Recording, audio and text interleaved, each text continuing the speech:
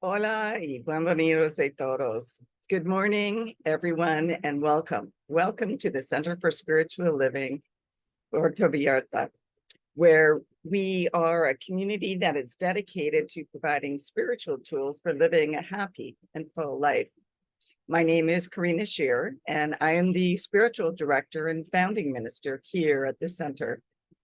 If you would like to join us for the live Zoom meeting, please contact me for the link and the password, or check our website, www.cslpv.org. On the weekly talk section, you'll find the link. Today is Sunday, November 19th, and we are continuing with our annual theme, which is Living Out Loud. And our topic for this week is the profane. So at this time, I'd like to once again truly welcome everyone, including those that are new to our teaching and to our center here in Puerto Vallarta. Whether you're here on the live Zoom call or watching the replay at a later date, please know that everyone is welcome here. We value each and every one of you. We teach a philosophy called the science of mind, and it's a teaching based on new thought and ancient wisdom. We offer spiritual tools and principles to promote personal growth and transformation. And we honor diversity in all aspects so that we can appreciate the great oneness that already exists everywhere and within everyone. When Dr. Ernest Holmes, our founder, was asked to provide a concise definition of the science of mind teaching, he had replied that it is a correlation of laws of science, opinions of philosophy, and revelations of religion applied to human needs and aspirations.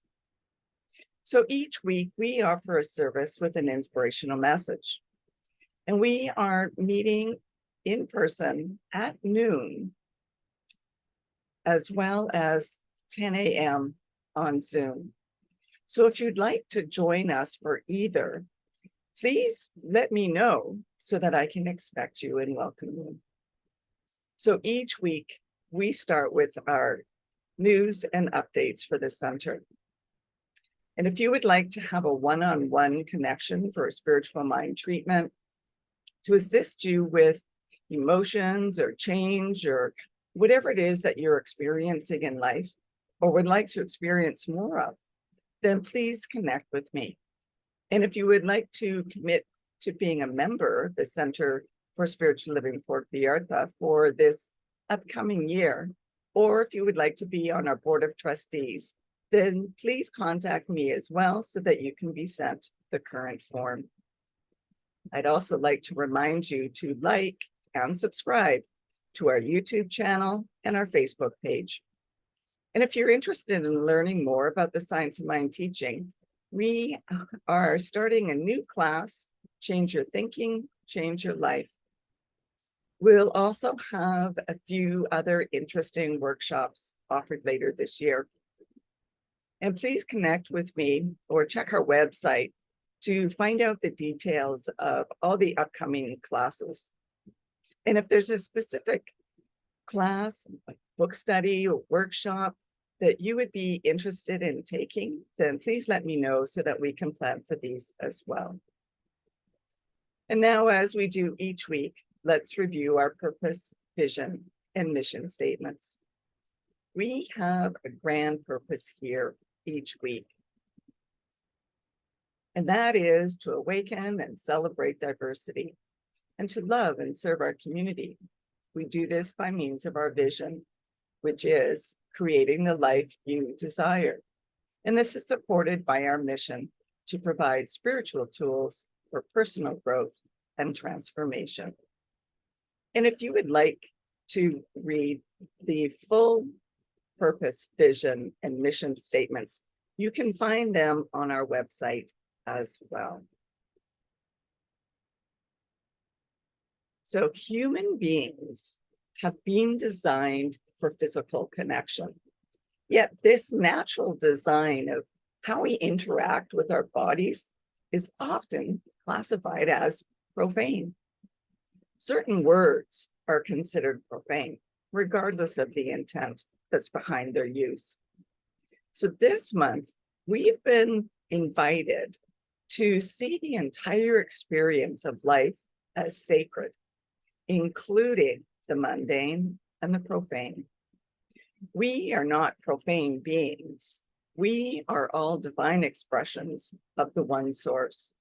So this week, let's express ourselves authentically and without shame, living our lives out loud. In The Science of Mind, Ernest Holmes wrote this: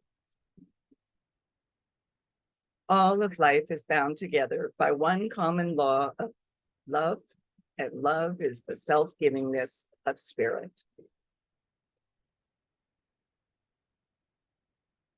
So in The Science of Mind, it is written, to suppose that the creative intelligence of the universe would create man in bondage and leave him bound would be to dishonor the creative power which we call God.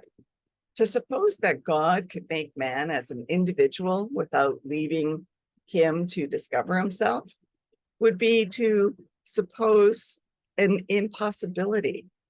Individuality must be spontaneous. It can never be automatic. And Ernest Holmes makes it clear that the exploration of life, our bodies, and humanity is a holy experience. The creative intelligence of the universe invites us to explore our own understanding of what we identify as profane, to truly discover and express our authentic self. So the words we use, the clothes we wear, how we style our hair, and the way we present ourselves does not define us. We are all divine expressions of the one. Ernest Holmes wrote this: spirit is all life, truth, love, being, cause, and effect. So what does it mean to be profane? Is it the use of curse words, expressing raw sexuality, or believing in unconventional ideas about God?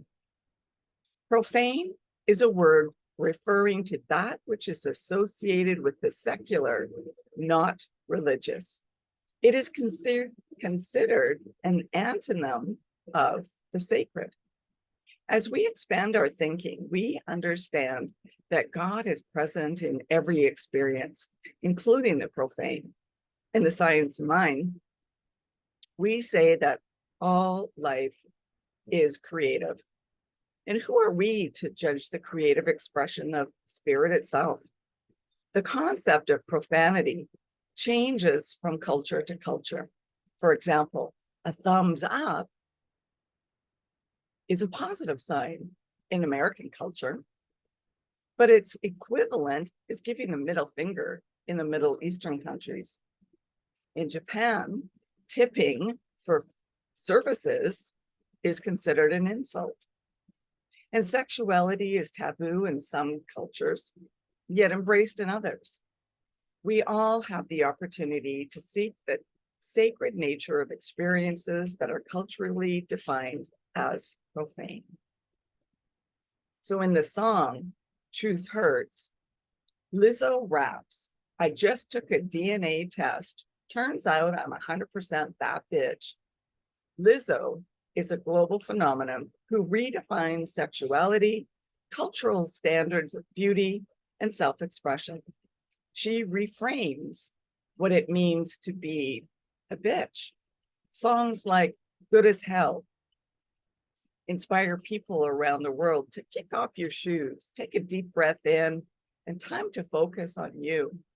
And Lizzo is known for sharing affirmations at her concerts, inviting the attendees to bring self-care practices into their week. She suggests that they go home, look in the mirror, and say, I love you, you are beautiful, you can do anything. So artists like Lizzo invite us to see the sacred in the profane. This is written in the science of mind.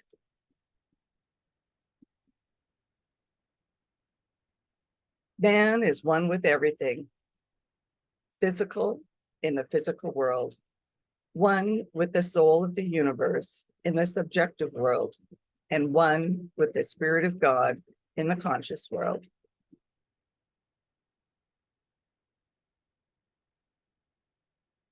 So, a few questions.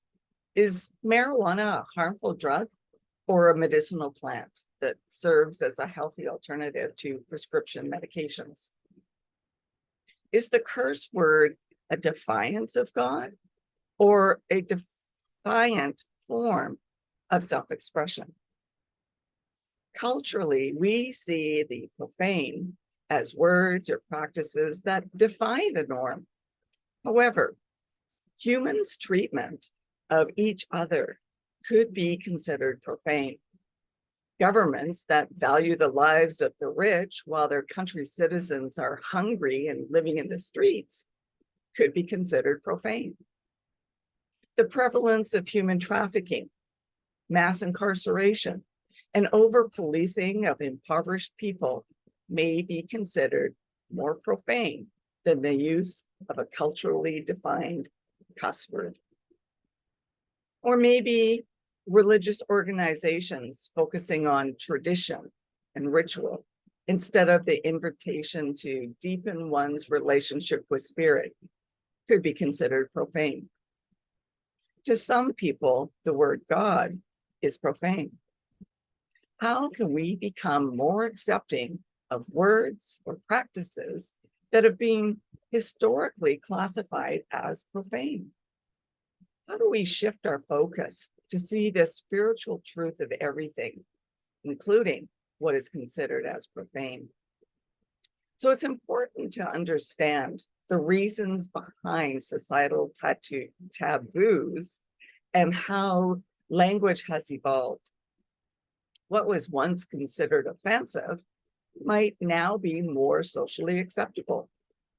I recall as a child hearing words or phrases spoken by adults that were considered profanity, but now they're used more commonly with less impact. And as an adult, I worked in a male-dominant factory where it was common to hear vulgar and profane statements. But I needed to remember that I was working in what was considered a man's job. So in order to fit in and be accepted by my coworkers, I had to become comfortable with hearing these words and, when needed, to be able to repeat them. However, I did not remember that I did need to remember that it was okay to say them at work, but not in front of my parents or my children. Discretion was warranted. Learning the Spanish language has opened my vocabulary to many, let's say, colorful expressions and words. But my boyfriend doesn't like me using them. He doesn't like me to use them, but sometimes there's no better way to get the message across when describing perhaps a nasty person. And having said that, it's important to be mindful of the words we choose to be more inclusive of different cultures and to be respectful. Pam Grote wrote this: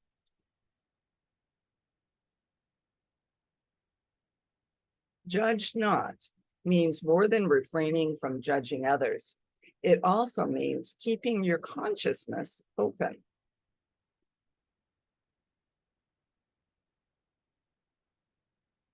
So what is appropriate and what's not? Would it be appropriate to use a DJ to spin records for a Sunday morning service? How about a burlesque show or a drag show as a fundraiser?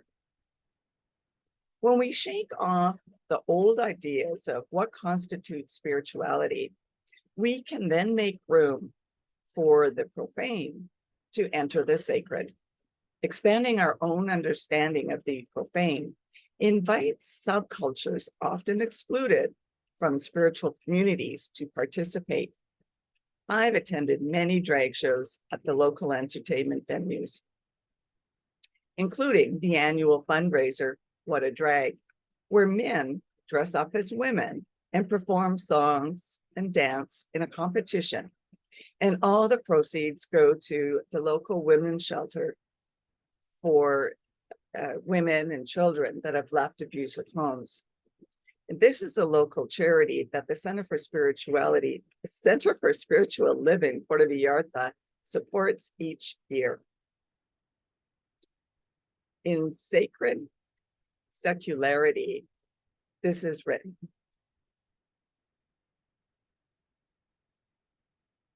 There is no sacred or profane.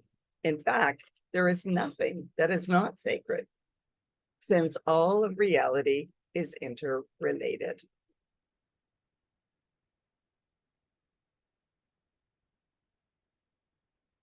So the science of mind invites us to see ourselves as perfect, regardless of cultural beliefs or how others may perceive us. What practices are we engaged in that we may keep secret because others consider it to be profane? When we express ourselves authentically and live our lives out loud, we inspire others to do the same. So this month, we're being asked to explore the themes of the sacred and the profane, and to invite others to participate in the process. We all have the opportunity to put what we've learned into practice, expressing ourselves more authentically and creating space for others to be themselves as well.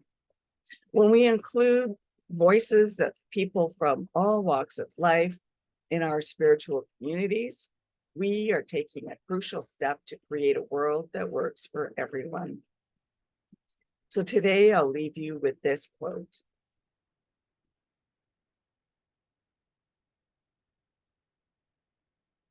Most people are living in an illusion based on someone else's beliefs.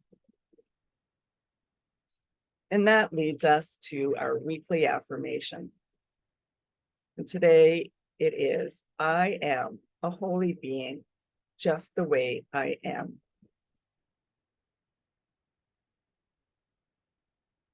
And now is our time for giving back where we receive our goods, our spiritual goods. Donations are gratefully received through either PayPal or Tithely on our website, www.cslpv.org. And you'll find the donate buttons on both the landing page and on the page where you find our weekly talks recording. Alternatively, if you still like to write out a paper check, you can do so by addressing it to CSLPV number 403, 2125 Birch Road, Kelowna, BC, B1Y8M1.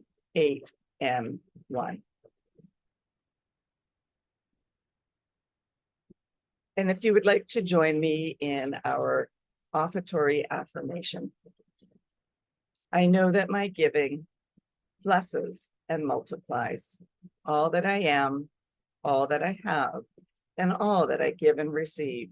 I do give eternal thanks for the abundance that is mine to share. So thank you once again for your contributions to our center here, where we tithe to our local women's shelter as well as to our greater organization, so that more people can be assisted to become active and successful members of our communities and in their lives. This teaching is profound. So thank you for all donations that help us to spread the word. And thank you for coming and sharing this time together. Let's continue practicing peace, especially now and every day. We can each be a force for peace and nonviolence. Our words and our actions create ripples of peace all around us and beyond. Peaceful living includes acting with compassion, kindness, and consideration. And it also includes standing up against injustice. So may peace and love be with you. Blessings to all. Namaste.